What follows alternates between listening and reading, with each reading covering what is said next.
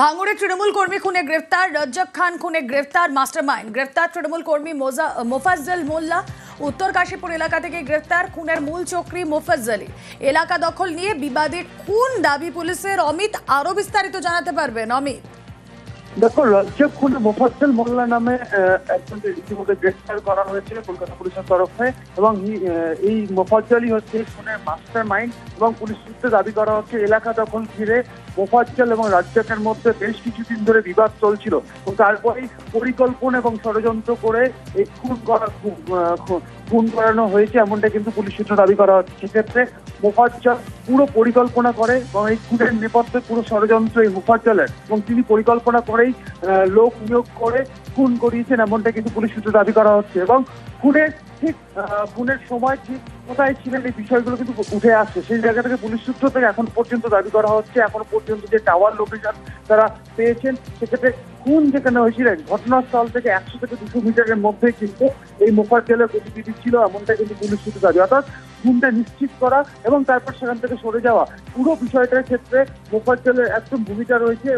এবং কিভাবে খুন করা হবে, কোথায় খুন করা হবে, কবে খুন করা হবে, পুরো পরিকল্পনা এই মোফাজ্জল নিজে করেছিলেন। কারণ এলাকা দখল ঘিরে কিন্তু দুজনের মধ্যে বিবাদ ছিল, এই তথ্য উঠে আসছে। স্বাভাবিকভাবে গ্রেপ্তার করা হয়েছে এবং 5 থেকে 6 জনকে এই খুন করানোর কাজে ব্যবহার করা হয়েছিল। অর্থাৎ যারা গুলি করে এবং কুপিয়ে খুন করছিল সেই সংখ্যাটা 5 থেকে 6, এমনটাই পুলিশ মনে করছে। সেক্ষেত্রে মোফাজ্জলকে জেরা করে তাদের তথ্য আরো সংগ্রহ করতে চাইছে পুলিশ, এবং পরবর্তী ক্ষেত্রে তাদেরকেও গ্রেপ্তার করা হবে ও মোফাজ্জলকে আদালতেও পেশ করা হবে। বেশ।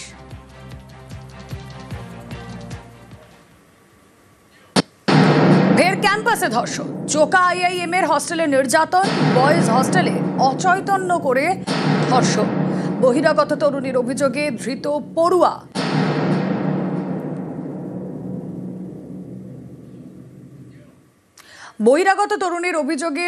পড়ুয়া।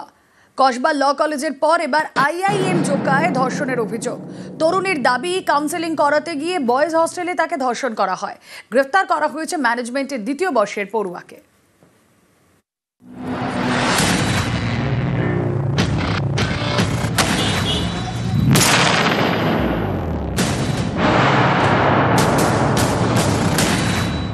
কসবা ল কলেজে গণধর্ষণের অভিযোগ ঘিরে শোরগোল। তারপর এবার Indian institute of management Calcutta বা জোকা আইআইএমে ধর্ষণের অভিযোগ।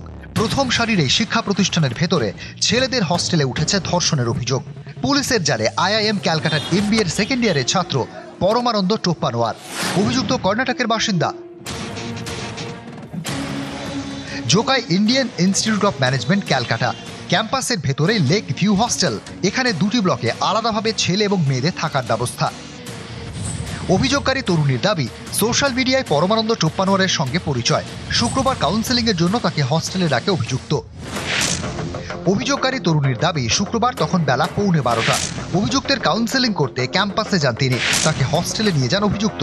হস্টেলে দুপুরের খাবার এবং জল দেওয়া হয় তরুণীকে। তরুণীর দাবি, খাবার খেয়ে অচৈতন্য হয়ে পড়েন তিনি।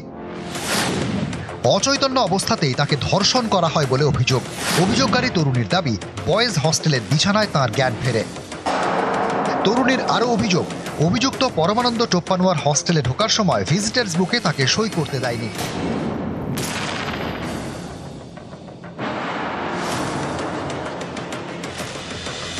Indian institute of management Calcutta দেশের এলিট ক্লাস শিক্ষা প্রতিষ্ঠানগুলির মধ্যে একটি।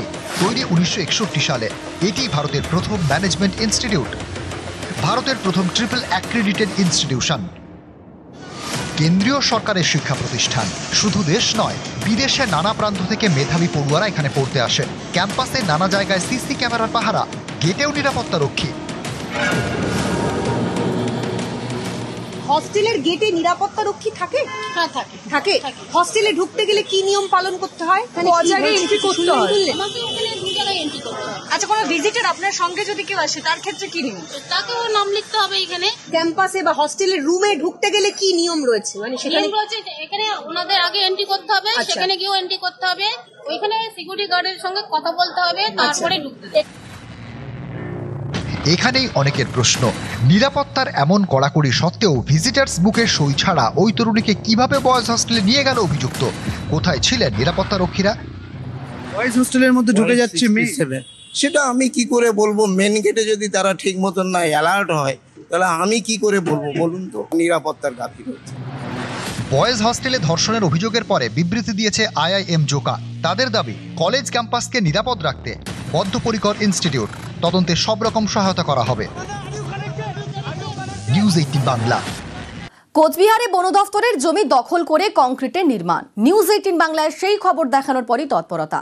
৭৪ জনকে নোটিশ ধরালো বন দফতর। আর খবরের জেরে উত্তর ২৪ পরগনার খড়দায় অবৈধ নির্মাণ বন্ধের নির্দেশ দিল প্রশাসন।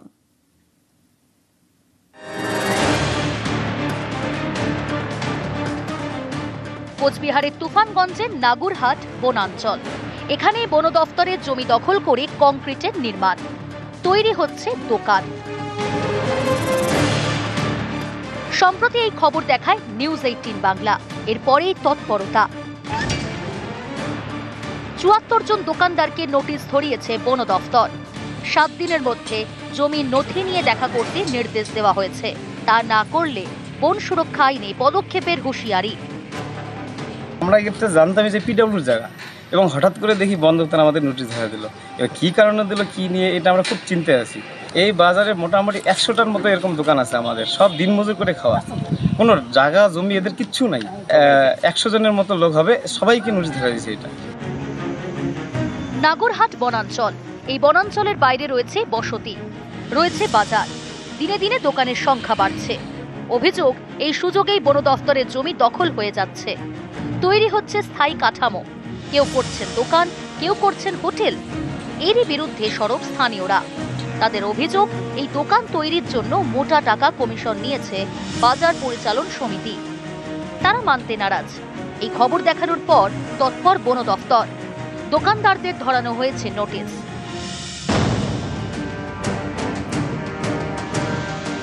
উত্তর ২৪ পরগনার খড়দা। এখানকার বন্দিপুর পঞ্চায়েতে বেআইনি নির্মাণের অভিযোগ। এও অভিযোগ, নিয়ম ভেঙে ৩তলা বিল্ডিং তৈরির প্ল্যান পাসের অনুমতি দিয়েছেন পঞ্চায়েত প্রধান। সম্প্রতি এই খবর দেখায় নিউজ 18 বাংলা।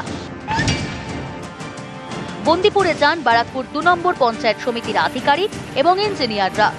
ছিলেন স্থানীয় পঞ্চায়েতের প্রতিনিধিরাও। নির্মাণ বন্ধের নির্দেশ দেন। যখনই আপনাদের নিউজ 18 বাংলার মাধ্যমে আমরা এটা জানতে পারি, আমি আগেই আপনাকে বলেছিলাম যে এই সমস্ত জিনিস আমরা বরদাস্ত করব না। আমরা আমাদের বিজিএ থেকে ইঞ্জিনিয়ার পাঠানো হয়েছে এবং সেটাকে স্টপ করা হয়েছে কাজটা, এবং যে ইলিগাল কাজটা করছিল তাদেরকেও আমরা ডেকে পাঠিয়েছি। এবং আমি বন্দিপুর পঞ্চায়েতকেও প্রধানের সাথে কথা বলেছি।